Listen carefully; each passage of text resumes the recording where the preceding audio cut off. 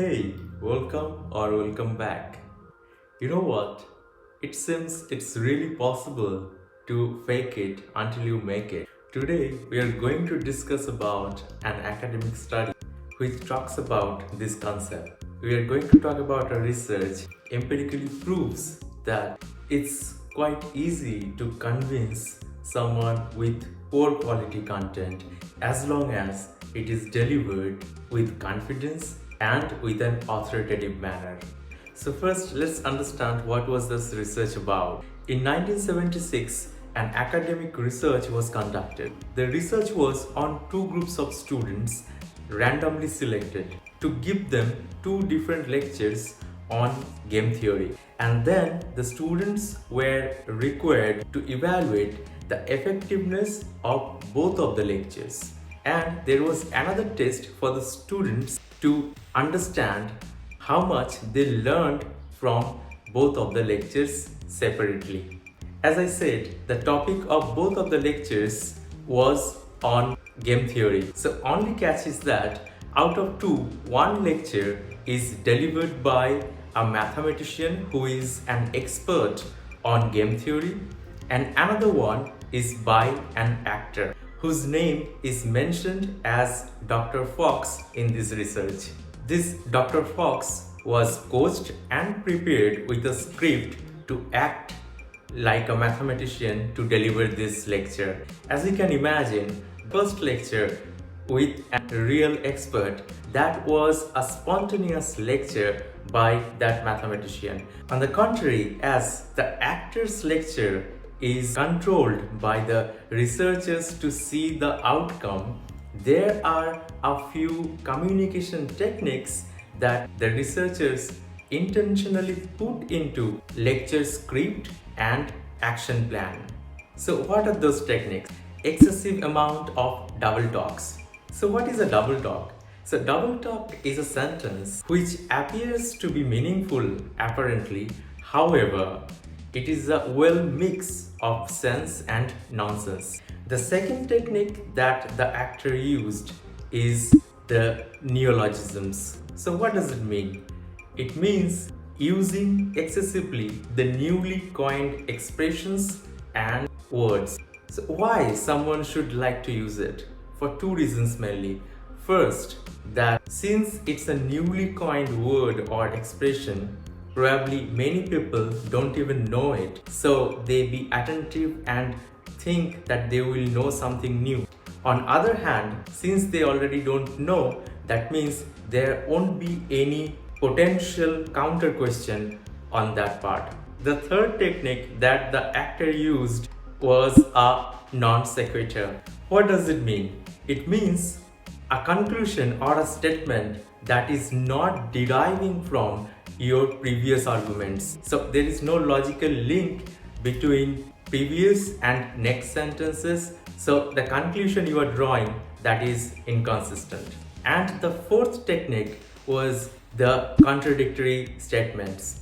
That means you are saying something at this point of time and then negating it in the next, and vice versa. This is to make the listener confused about it. However, that can also be regarded as a good speaker's technique to put forward both of the arguments and counter arguments. Besides these techniques, the actor was also asked to be lively while delivering the speech, be warmed to the audience, and make humorous comments sometimes.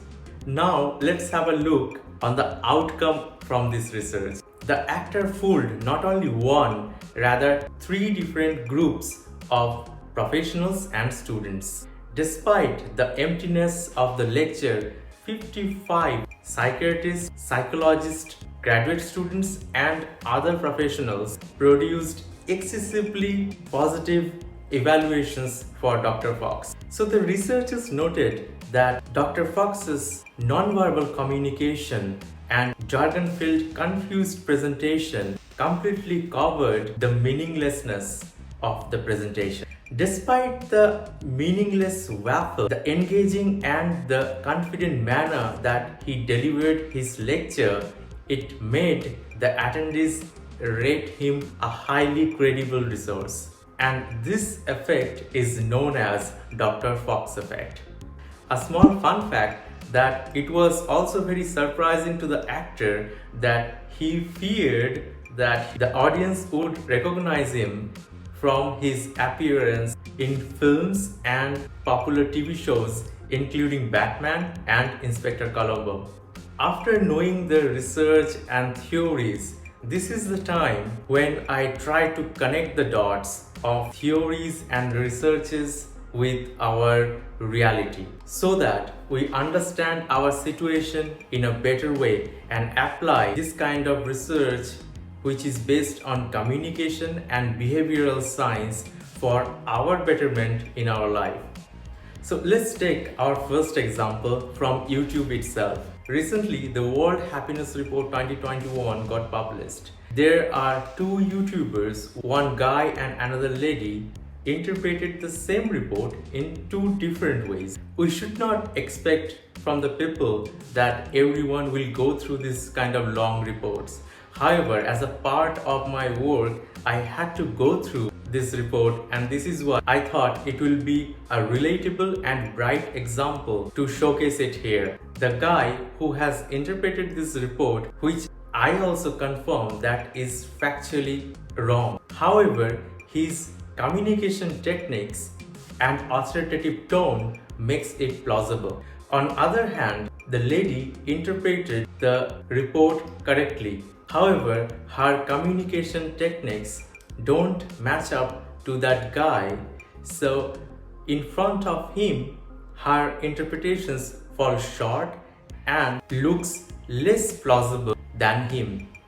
These YouTubers are effective communicators and they have the power and the platform to influence the mass narrative through their own way of communication. And we can see that the mass narrative often goes with Dr. Fox.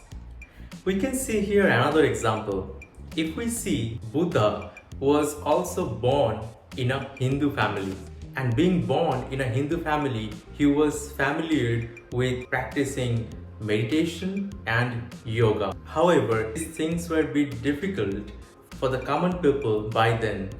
He became a good teacher. He himself understood the benefits of self-fulfillment path through meditation and spread it in a way that he can connect with that mass. This is why Buddha and Buddhism became so much connected with meditation that a popular belief says that meditation is originated from Buddhism. This is also not true, but this is again a Dr. Fox effect from the history. I'm working on a playlist which talks about meditation, its origin, and the different kinds of meditation apart from the popular ones. You can click on this I button to watch them. Now, let me ask you something. What is your favorite subject in your school? And then let me ask a follow-up question. Do you also like the teacher who teaches you your favorite subject? If your both of the answers are related, that can mean it's probably the teacher's ability of communicating with you as a student which helped you to develop your interest in that particular subject. I personally don't see any problem in this Dr. Fox, because if the goal is to convey the message to the targeted audience, and if it is well conveyed, then we should less care about who did that.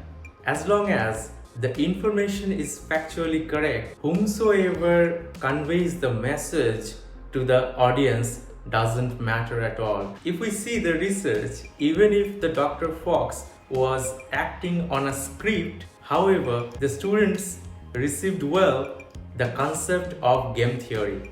And that is what the goal was, to teach the students the game theory.